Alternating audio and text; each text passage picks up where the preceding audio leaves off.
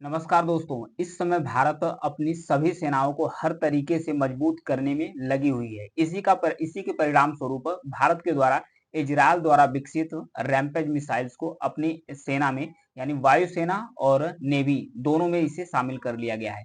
इसकी range 250 kilometre है, यानी 250 किलोमीटर के अंदर से किसी भी टारगेट को हिट करने में सक्षम है।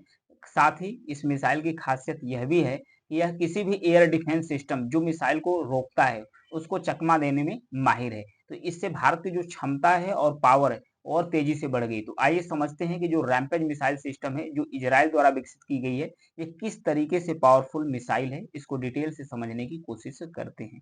भारतीय वायुसेना की जो मारक क्षमता है, उसको बढ़ाने के लिए, उसे मजबूत करने के लिए कंटिन्यूअसली भारत सरकार द्वारा हर तरीके से मजबूत कर रहा है, टेक्नोलॉजियों से हर तरीके से लैस कर रहा है। इसी का नतीजा ये हुआ कि जो इजराइल द्वारा विकसित है रैम्पेज मिसाइल को भारत के वायुसेना और भारत की नेवी दोनों में ही इसे शामिल कर लिया गया है। अब भारत का जो फाइटर प्लेन है, जिसे कहते हैं जगुआर, जगुआर को भी जो रैम्पेज मिसाइल है, इससे लैस कर दिया गया है। यानी कि जो जगुआर फाइटर प्लेन है, इससे रैम्पेज मिसाइल को किसी भी टारगेट को आसानी से हिट किया जा सकता है। और ये जो रसिया द्वारा विकसित किया गया है सुखोई 30 फाइटर प्लेन, ये भी भारत के द्वारा अधिग्रहण किया गया है। तो भारत इसे भी अभी लैस कर दिया है।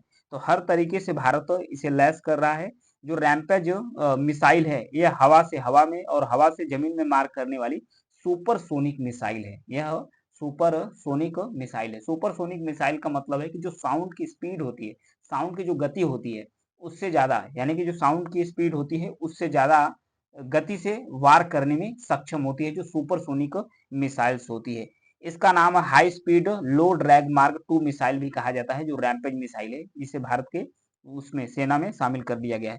उसके साथ जो नेवी में मिग 29 शिप है, यहाँ पर देखिए, ये जो फाइटर प्लेन है, इसका नाम है मिग 29। ये जो मिग 29 फाइटर प्लेन है, ये जो इंडियन नेवी की जो एयरक्राफ्ट कैरियर है, यहाँ से ये फ्लाई करती है और समुद्र के ऊपर किसी भी टारगेट को हिट करने में सक्षम है। तो ये जो मिग 29 फाइटर प्लेन है, इसे भी जो रैम्पेज मिसाइल सिस्टम है, उससे लैस कर दिया गया है। तो इस तरीके से काम करती है। तो जो रैम्पेज मिसाइल सिस्टम है, इसके बारे में और भी समझते हैं और जानते हैं कि ये जो इसकी और भी खासियत क्या है, ये चर्चा में इतना तेजी से क्यों आ गया, इसका इस्तेमाल और कहाँ-कहाँ किया गया है, इजरायल द्वारा विकसित किया गया है। ये चर्चा में तब आ गया कि जब इजरायल द्वारा इस मिसाइल का, जो रैम्पेज मिसाइल सिस्टम है, इसका इस्तेमाल किया था, सक्सेसफुल किया था ईरान के ऊपर। तो ईरान के ऊपर काफी बम्बार्ड किया गया था इसी के तहत।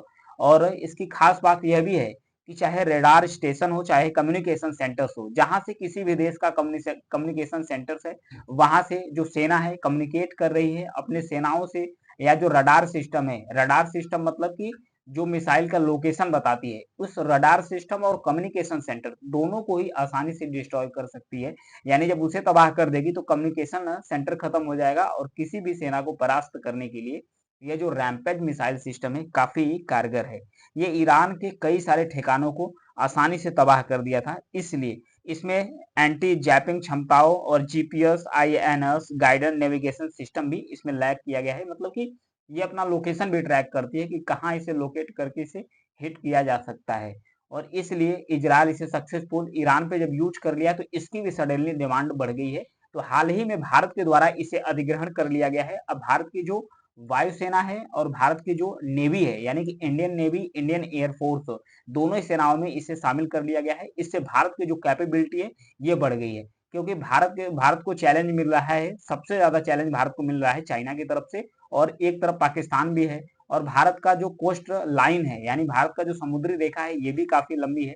तो भारत को सुरक्षा करने के लिए ये मिसाइल काफी कारगर होगी और भारत की जो क्षमता है और भी बेहतर बढ़ पाएगी। तो ये था रैम्पेज मिसाइल सिस्टम के बारे में, जिसे भारत के द्वारा इजरायल से हायर किया गया है। Thank you.